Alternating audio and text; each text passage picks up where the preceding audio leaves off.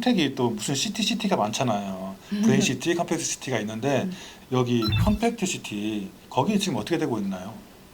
토지를 강제 수용하려고 발표를 했었는데 강제 수용에 굉장히 반발을 하시죠, 아무래도. 당연하죠. 네, 당연하죠. 네. 그런 부분들에 대해서 조율 중이고 강제 수용이 막 빠를 거라고 생각을 해서 좋다라고는 하지만 또 원주민들 입장에서는 그게 또 아니고 그리고 또 환지로 해도 빨리 되는 경우도 많거든요. 그래서 어느 정도는 환지를 또 하고 조정을 하고 있는 걸로 알고 있어요. 3기 신도시나 뭐 1기 신도시, 선도지구 뭐 이런 게 막 나와 있는데 그런 것도 좀 그 최근에 이제 윤석열 대통령이 발표한 그 강남 세곡동 그 밑에 이제 그린벨트 해제하겠다 뭐 네. 그쪽에도 이제 얘기를 이렇게 막 나오는데 거기가 이제 다른 어떤 부동산에서는 대표님은 거기가 이제 안 될 수도 있다. 이렇게 너무 벌려놨기 때문에 네. 어느 인구도 줄고 있는 상황이고 저출산이고 하기 때문에 안 될 수도 있다 생각하는데 현지에 계시는 그 이제 이담희 대표님께서는 저 컴팩트 시티는 될 거라고 생각하세요? 어떻게 생각하세요? 당연히 역 뒤기 때문에 언젠간 개발이 돼요. 언젠간 개발이 되는데 그걸 지금 당장으로 보진 않아요. 저도 향후 5년 이내에 일어날 일이라고는 사실 보고 있지 않고 저도 네. GTX가 우리가 가시화되는 게 28년, 30년 정도 생각을 하는데 그 정도는 돼야 되지 않을까. 네, 그렇게 보고 있고 그때 돼야 이제 삽 뜬다? 아니면 입주한다? 입주 못하죠. 네, 뭐 이제 모집 공고라도 볼 수 있으려나 모르겠어요. 도시계획 수립이 되려면 토지 문제가 정리가 돼야 되는데 그렇죠. 도시계획 수립이 되면 어찌됐든 토지 입찰하고 일반 공고가 제일 먼저 나니까 입주자 모집 공고가 네 5년이어도 감사할 것 같아요. 네. 그렇구나. 그 다음에 또 시티가 있는 게 브레인시티가 있어요.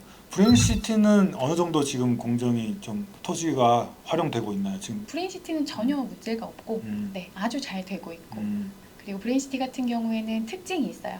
우리가 신도시가 개발이 잘 아실 거예요, 기자님. 아파트만 항상 홀로 덩그러니 먼저 있잖아요. 맞아요. 그래서 너무 불편하잖아요. 처음에 맞아요. 가서 살면. 맞아요. 그래서 우리 장화 신고 들어갔다가 구두 신고 나온다는 말 많이 하는 게 그런 얘기거든요. 처음엔 덩그러니 아파트만 있어서 인프라가 안 생겨서 너무 힘드니까. 그래서 인프라가 생기고 나면 금액이 오르니까 나올 때 구두 신고 나온다 이 얘기를 하는 건데 브레인시티는 조금 달라요. 브레인시티는 앞에 있는 도시지원 시설들의 토지가 먼저 준공이 나요. 그래서 아파트보다 상가가 먼저 생겨요. 그래서 아마 저도 그쪽에서 보실 수 있으실 거예요. 브레인시티에서. 네, 브레인시티 가려고 사실 옮긴 거라서 사무실을. 브레인시티 같은 경우에는 그래서 상가가 좀 먼저 지어지고 아니 그리고 그냥 삽을 떴어요? 아니면 뭐 아직? 네, 아직이고 토지 준공이 내년에 나요. 내년에 나서 토지 준공이 나야 우리 이제 건축허가 받을 수 있으니까.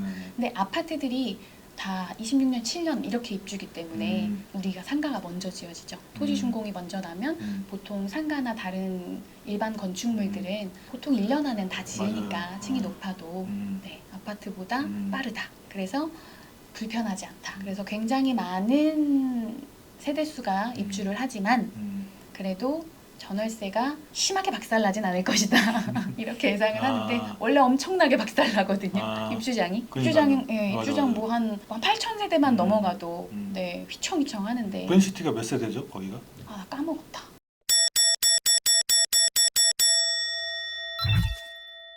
그래서 지금 그 브레인시티는 그 아파트 대광하고 또 뭐 들어와 있죠 지금? 대광에 중흥이 들어갔나? 그쵸, 중흥. 그게 네. 이제 세 개가 분양을 한 거고 요번에 또 하나 한신더유가 분양을 할 거예요. 근데 한신더유가 그냥 제 생각에 네, 조금 그래도 얘네들 셋보다는 좀 저렴하게 나오지 않을까. 브랜드가 좀 떨어지는 느낌이 없지 않아 있는 것 같은데. 근데 저기는 일군 브랜드가 없어요. 그리고 고덕신도시도 그러해요. 우리 평택은. 그러니까. 왜냐하면 시기가 토지를 입찰할 때 시기가 그 일군 건설사들이 입찰하면 질 때였었어요. 그래서 막 호반, 중흥 그런 건설사들이 많이 땅을 얻었죠.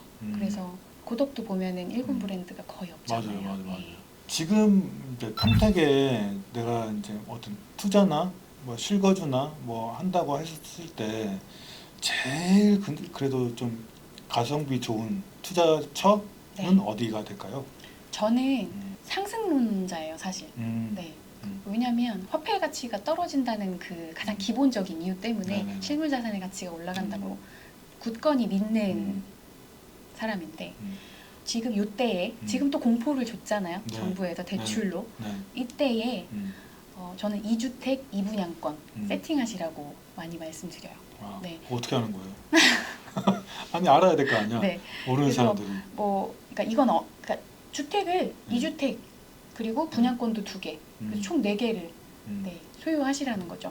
세팅을 해놓으시면 네. 양도소득세 이런 거 걱정하지 말고 제가 항상 말씀드려요. 투자할 때 네. 양도소득세는 벌었기 때문에 내는 거예요. 맞아요. 네, 안 벌었으면 양도소득세 낼 필요가 없어요. 근데 네. 양도소득세를 아까워하시면 안 돼요. 네. 계속 일시적 2주택으로 음. 비과세를 실현을 계속 하시겠다는 분들은 뭐 어쩔 수 없지만 어차피 다주택자로의 길을 선택하신 분들이라면 2주택 2분양권은 반드시 세팅을 하셔야 26년, 27년이 왔을 때 네. 후회하지 않으실 거고 네. 네, 장담합니다. 아니 그러니까 2주택은 집을 2개 사라는 얘기예요? 아파트를? 만약에 내가 1주택자라고 하더라도 아니면 2주택자이신 분들이 의외로 되게 많아요. 네, 하나는 내가 살고 하나는 세주시고 우리 더샵이나 이쪽 지대역 쪽에 계신 소유자분들은 한 채 더 갖고 계신 분들 되게 많아요. 그래요? 네, 그래서 제가 항상 그래요. 분양권 더 사세요. 그럼 3주택이면은 취득세 8%, 12%막 이렇게 되는데 이거 어떻게 해요, 소장님? 방법이 있어요, 이런 게. 예를 들어서 부부가 집을 2개를 갖고 있는데 내가 어차피 하나 팔 거예요. 근데 내가 브레인시티 걸 하나 사고 싶어요. 근데 브레인시티를 내가 하나 사면 2개 갖고 있는 상태에서 하나 사면 얘는 취득세가 8%가 돼요. 그럼 취득세가 너무 비싸단 말이에요. 취득세가 막 4천만 원씩 이렇게 돼버리니까. 맞아요.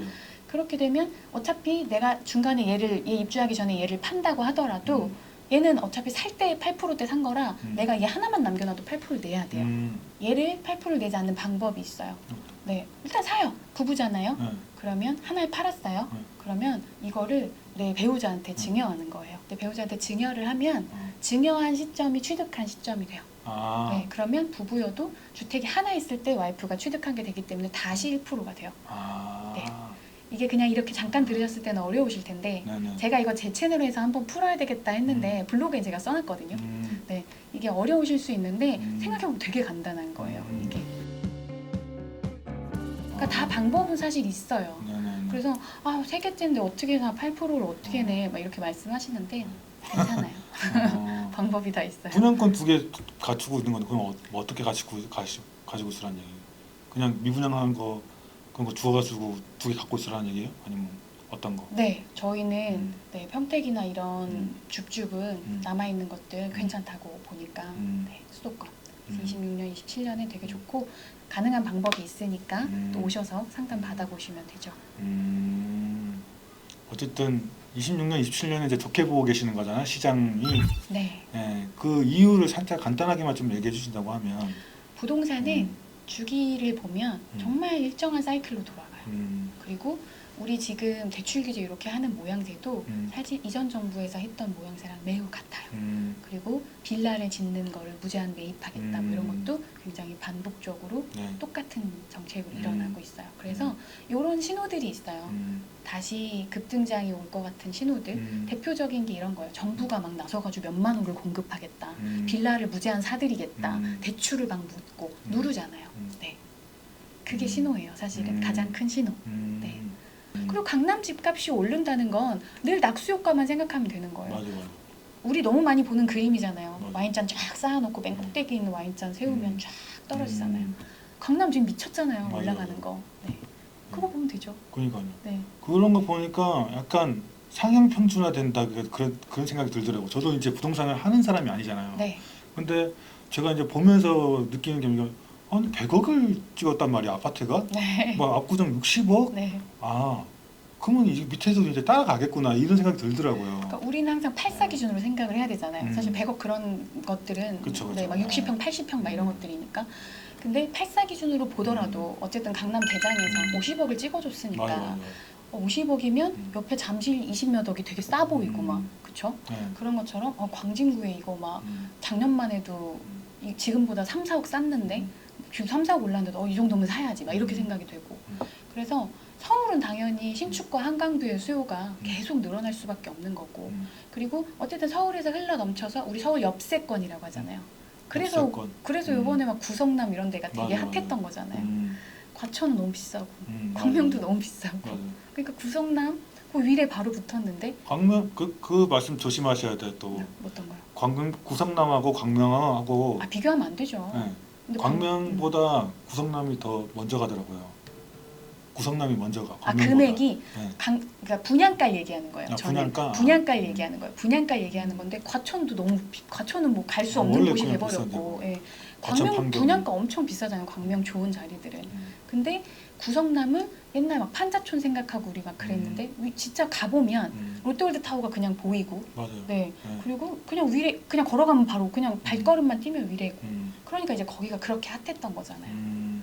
거기가 이제 재개발할 것들이 많고. 음. 그러니까 사실 우리 성남 하면은 판교 수지 막 이렇게만 생각을 하는데 거기 너무 분당이랑 막 이런 데는 너무 비싸고 또 맞아요. 못 가는 데잖아요 그냥. 음. 근데 구성남은 진입할 수 있는 금액이니까. 그래서 그런 엽세권들로 이미 넘쳤고 시장이. 그래서 그런 엽세권의 분양권들은 또 엄청 귀해질 거예요. 네, 귀해질 거고 신축 수요가 너무 많으니까. 그래서 좀 전에 말씀하신 것처럼 상향 평준화. 서울 가까운데 네. 뭐 10억 초반이야 싸네 이렇게 된 거예요. 화폐 가치가 떨어진 거예요. 음. 네. 집을 1억 갖고 살 수 있던 시대에서 이제는 10억이 1억처럼 느껴지는 그렇게. 그래서 그것만 생각해 보면 그런데 여기서 항상 반증하는 게 인구가 줄고 있지 않냐. 맞아요. 계속 그 얘기를 해요. 맞아요. 네. 그 일본하고 똑같이 될 거다. 음. 네, 계속 그 얘기를 하는데 일단 일본하고 다른 건 대학교 100대 대학교 일본 어떻게 분포되어 있는지 그리고 100대 기업 그 지도가 있어요. 아. 서치하면 다 나와요. 우리나라 100대 기업, 우리나라 100대 대학교 검색해 보세요. 그 지도가 어떻게 다른지, 우리나라가 얼마나 집약적인지 수도권에. 네. 그래서 우리나라의 수도권은 너무나 집약적이고 누구나 다 올라오려고 하기 맞아, 때문에 맞아. 우리나라 제2의 도시가 바뀌고 있잖아요, 인천으로. 일본은 이렇게 쫙 분포돼 있나 봐요. 쫙 퍼져 있어요. 한번 아. 보세요. 지도 보면 소름 끼쳐요. 우리는 다 서울에 있잖아. 다 서울에 있죠. 네. 그래서 그걸 보면 네. 일자리와 교육과 모든 게 모여 있는 곳이 수도권이기 때문에 맞아요. 서울이에요, 서울. 서울인데 서울과 가까운 곳에 살려고 자꾸 그래 GTX 계속 연결하는 거고 맞아요.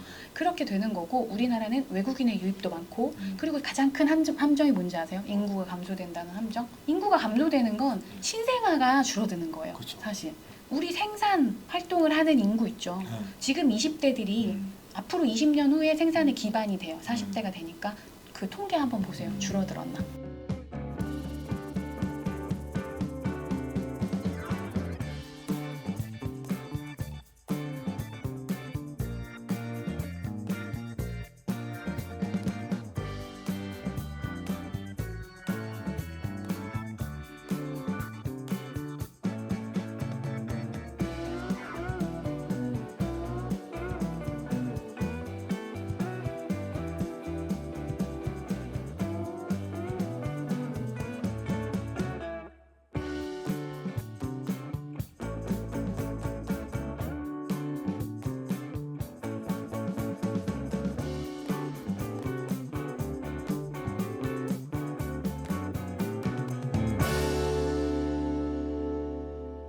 우리 태어나는 아기들이 나중에 40년 후에 되면 그때는 줄지 모르겠는데 지금 우리가 이미 인구가 줄고 있다. 그래서 지금 우리 신도시를 가보세요. 동탄, 평택 이쪽에 애셋 있는 집 얼마나 많은데요.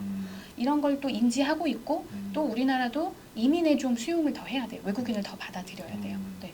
그거를 또 향후 10년, 20년간 하면 이거는 저는 우리나라는 부합된다고 봐요. 그러니까 일본을 따라갈 수 없다고 봐요. 왜냐면 일본이라는 좋은 교과서가 있는데 그걸 왜 따라가요? 절대 따라가지 않아요, 우리나라는. 네. 금마무리. 오늘도 좋은 말씀 감사드리고요. 이 말 정말 너무 많이 해요. 네. 제가 지금 갑자기 걱정되는 거는 또 대표님 그 웃는 모습이 쇼츠에 또 걸릴까봐 그 걱정을 되게 많이 하셨잖아요. 네. 한번 말씀해 주세요. 저 실물은 그렇게 생기지 않았다고. 제가요? 네, 아예 아니에요. 제 평택에- 얼굴 그대로 잘 나왔어요. 감사드려요. 아니 아니. 그 평택에 이제 그 투자나 그 아파트를 구입하시려고 하시는 분들은 네. 지제역 부자 부동산 네, 네, 부자 부동산. 이담희 대표님을 찾아주시면 친절한 상담을 하고 네. 대출까지 해결해 주시는 능력 있으신 대표님을 만나실 수 있습니다. 이렇게 마무리하시려고요? 네, 이렇게 더듬으면서? 그렇게 소개 안 해주셔도 돼요, 저는. 편집하면 돼요. 네.